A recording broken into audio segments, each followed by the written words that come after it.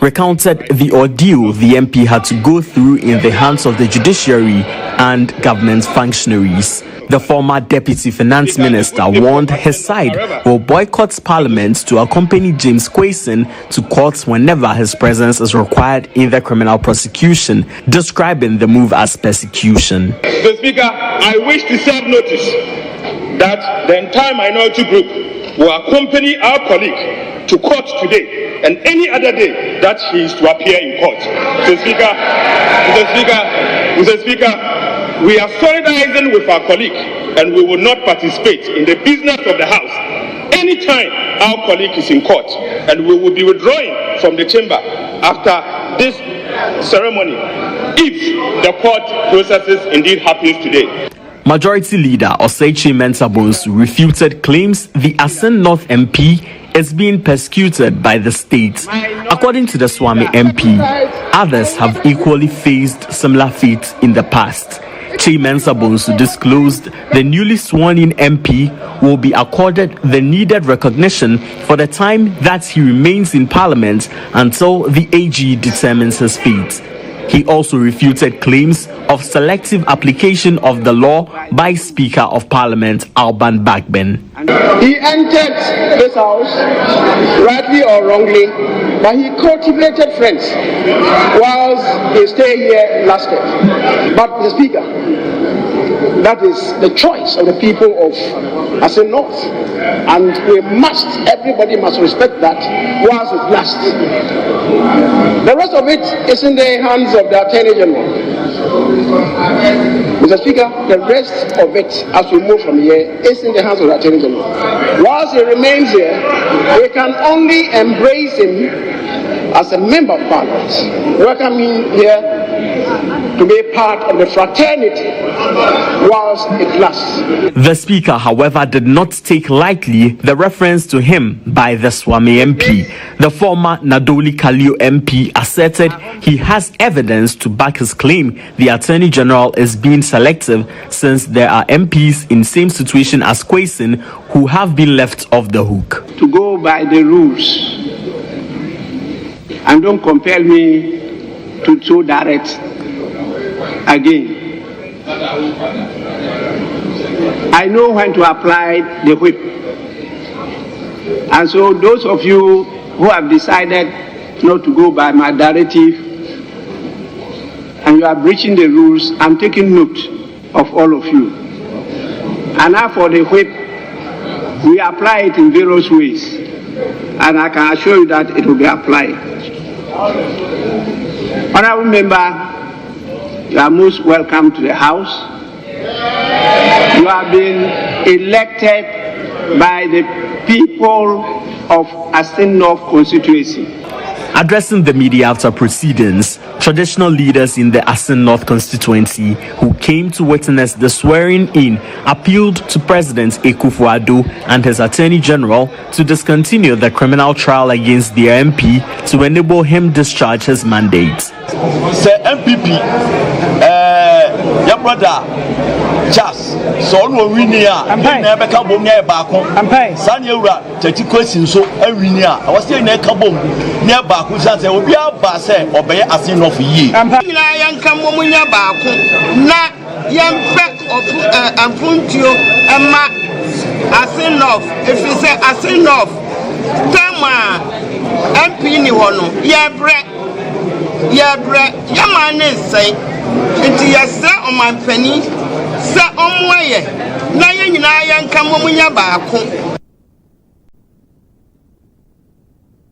Meanwhile, the just sworn-in member of Parliament for the Asin North constituency, James GHToday, has called on Parliament to be more forceful with its oversight responsibility in order to confront the prevailing challenges. In his appreciation message after being sworn in for the second time as MP for the Asin North constituency on July 4, 2023, he catalogued a number of challenges the nation is being confronted with that should be tackled head-on.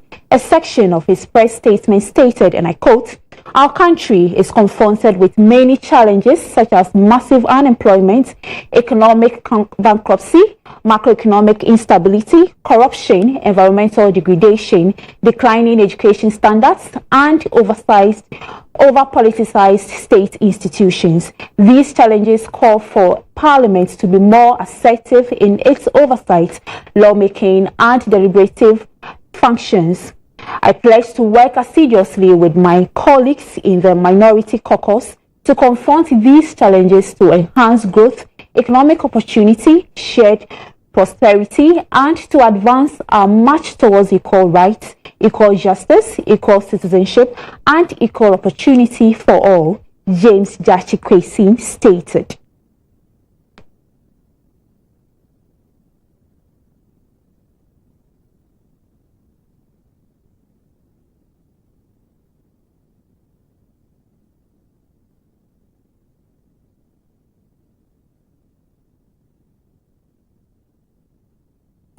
Now, away from politics, the National Food Suppliers Association is demanding immediate payments of over 270 million cedis owed them by the government.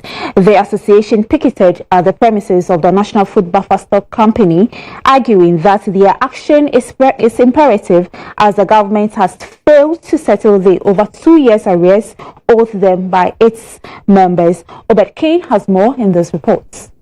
So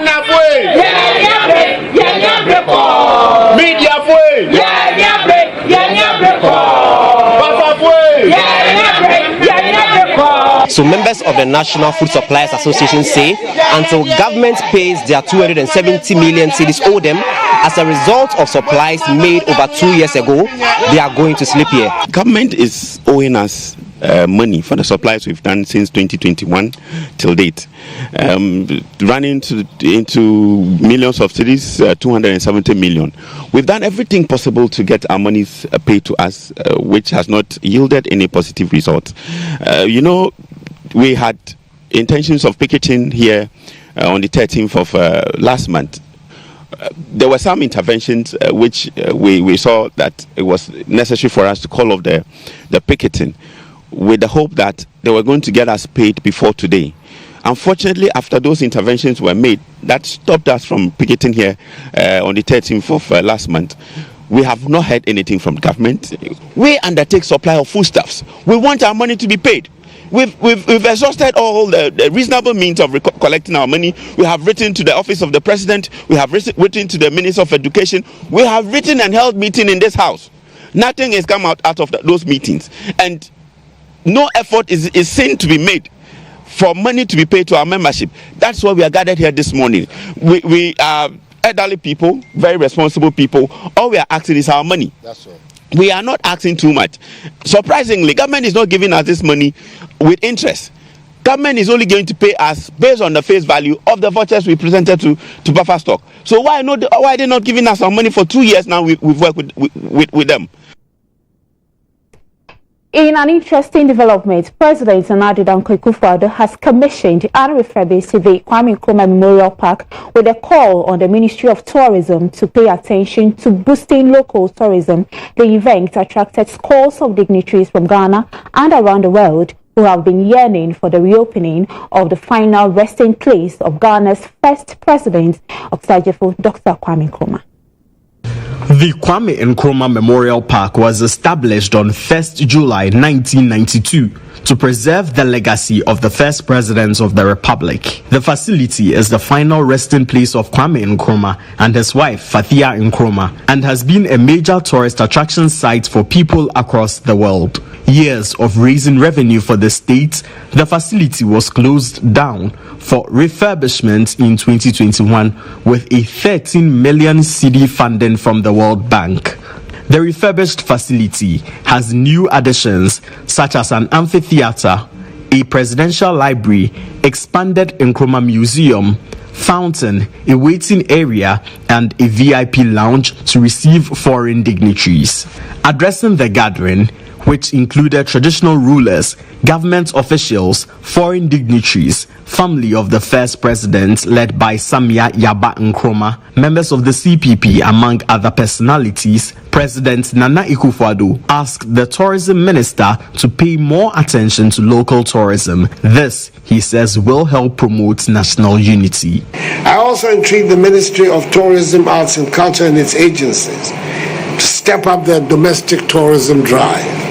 A successful domestic tourism drive will not only make Ghanaians appreciate our rich and diverse culture, but will also enhance national unity and stimulate the rural economy as tourists will patronize local products.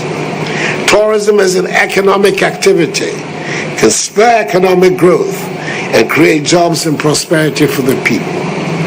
It is for this reason the government has identified the pivotal role of tourism in national development and has thus placed tourism at the center of national transformation.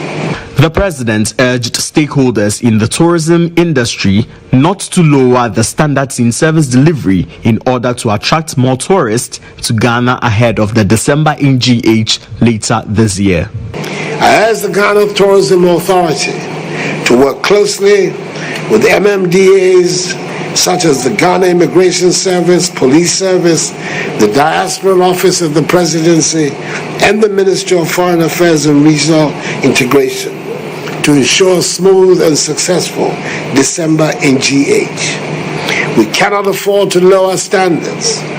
Tourists have choices and options, and we must do whatever we can to give them the best possible experience while they are in Ghana. On his part, the finance minister Ken Ofori-Atta said his outfit will continue to find innovative means to raise revenue to develop the tourism sector. The World Bank country director Pierre Laporte, who also spoke at the event, stressed the bank's commitment to supporting the growth of the tourism sector. He enumerated some interventions his outfit has implemented in the sector. The World Bank is very thankful for this partnership over the last 5 years, and we look forward to greater collaboration in the future. Let me say a few words about select aspects of the Tourism Development Project. This $40 million 5-year project has positioned the tourism and hospitality sectors as key drivers of social and economic development in Ghana. The project supports improved tourism products and services provision and upgrading skills in the labor force in the tourism, arts, and culture sector. The Minister for Tourism, Arts and Culture, Dr. Ibrahim Mohammed Awal Mohammed, has revealed plans are far advanced for the digitalization of some tourist sites in the country to attract more visitors and to rake in more revenue. The minister mentioned, the Osu Castle, the Kwame Nkrumah Memorial Park, the National Museum, and other forts will be digitized by the end of 2024. Speaking at the reopening of the rehabilitated Kwame Nkrumah Memorial Park, Dr. Awal Mohammed said the move also forms part of efforts to boost Ghana's tourism sector through heritage. The big boys in Africa, Morocco, in terms of tourism, Morocco, Kenya, Tanzania, South Africa, Senegal, they have their own tourist attractions. They have the wildlife, they have the beaches. Ghana has heritage and political tourism. And that is what we want to leverage to make tourism and Ghana to attract destination on the continent. Mr. President, very soon, the Du Bois Center will be modernized. Next year, the Osu Castle will be modernized. And we are going to link all this Kwame Nkrumah Park, Osu Castle, Museum, George Padua Library, and National Museum with the forts and castles to make Ghana the heritage attraction in Africa. Those in America and the Caribbean will come here to celebrate our culture and our diversity. And I want to assure everybody that the President, if we continue as we're going over the next 3 years, tourism will generate between $6 to $7 billion per annum. We're going to contribute 103,000 jobs every year from this year to job creation agenda. Meanwhile, daughter of Kwame Nkrumah and former member for Parliament for Jomoro constituency, Dr. Samia Nkrumah, is confident of snatching back the seat she lost in 2012. She made a remark at the unveiling of the renovated Kwame Nkrumah Memorial Park, where she expressed joy at the level of work done in honor of her late father, the first president of the Republic of Ghana. Cover the promise of our independence. Let us revisit those ideas and concepts and calls that our father gave us, you know. We are no longer a colonized people. We must think independently. We must not allow anybody to divide us with extreme partisanship or, as you said, ethnic divisions. It is our choice. It's all up to us. If we decided we are one nation, we are 4 different territories. We decided we want to be one nation, Ghana. We made it. So the decision is ours. And the reason I think this place will offer great inspiration is because you can come here, recover the history, recover some evidence. Hopefully the library, we will help make the library a very important place.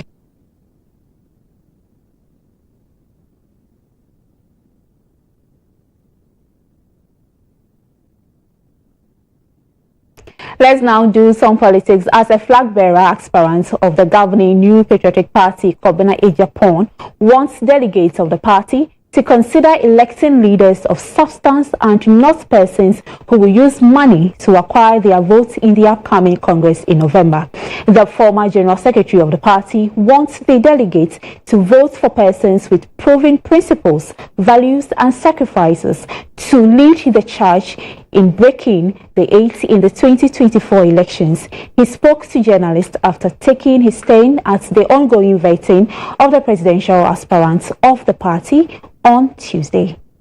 When you have an even-handed process and it produces a leader, and it facilitates unity amongst us, and I think that as a political party, MPP, we have the numbers. If we are a cohesive unit, we are united, and we have a decent, fair process, and then the chances that we can really win in 2024 gets enhanced. Our delegates know that they have their birthright. They know they are voting for generations unborn. So it is time for them to vote values, principles, dedication and sacrifice. These are the new tenets that should be the backbone and the foundation of politics in Ghana, not monetization. Okay, so we need to ensure, to instill substance to our politics.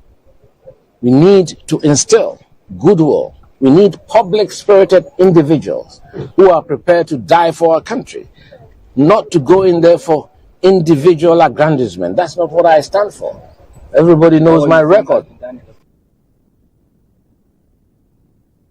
Let's now do some business as the Takoradi Technical University, TTU, has honored the founder and chief executive officer of KOA Research and Manufacturing Company Limited, Professor Samuel Atudankan, by naming the only female hall of the residents in the university after him. According to management of the university, the philanthropic works of the renowned plant-based medical practitioner is exceptional and has since impacted society positively in various sectors including health and education, hence the move.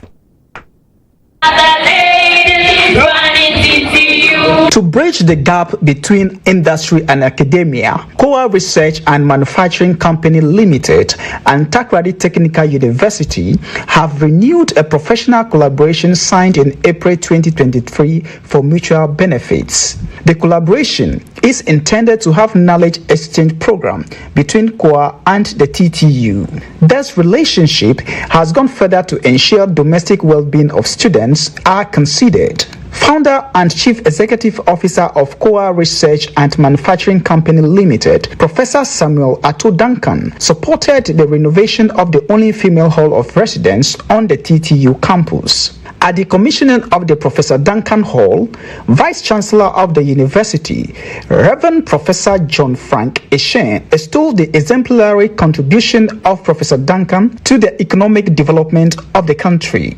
Today we pay tribute to an exceptional individual whose contribution to our institution has been extraordinary. Professor Duncan is a man who resonates excellence, knowledge, and inspiration. Throughout his career, he has epitomized the spirit of fortifying innovation and shaping the lives of individuals who have had the privilege to learn from him. In his keynote address, the founder and chief executive officer of Koa Research and Manufacturing Company Limited, Professor Samuel Ato Duncan, noted his outfit is focused on transforming the lives of the masses who form the company's clientele. The lack of such industry academia collaboration has always been the missing link in our development efforts as a country. It is for this reason that we at Koa see it as refreshing and promising. This initiative received approval of the University Council as I was reliably informed. The special guest at the commissioning, CEO of ERB Network, Nathan Anochi Adisi, acknowledged the founder and CEO of the Koa Research and Manufacturing Company Limited for his visionary acumen through scientific exploits over the decades, which solves health and related issues across the globe. He further urged faculty and students take a cue from the astute scientist. As the founder and CEO of Koa FS, of course the Koa Group, since 1988, that's the time I entered secondary school Form 1. You were dreaming, you were planning, you were coordinating, you budgeted, and now you executed. We say an equal to you. The MOU that you signed with the TTU will resonate. And of course, when we see global acclaim, I stand here and predict that this partnership and collaboration between you and TTU will bring better minds to this university. Professor Duncan Hall accommodates 158 female students with its facelifts through renovation of the main reception area, junior common room, and kitchen, seeing painting of the entire facility amongst others. GHOne News caught up with some students and they have this to say. We feel much with joy and... Alright, thank you for watching. That was GHToday News with me, Evelyn Araba Edu. Stay tuned for GHToday, which comes shortly. Have a good day.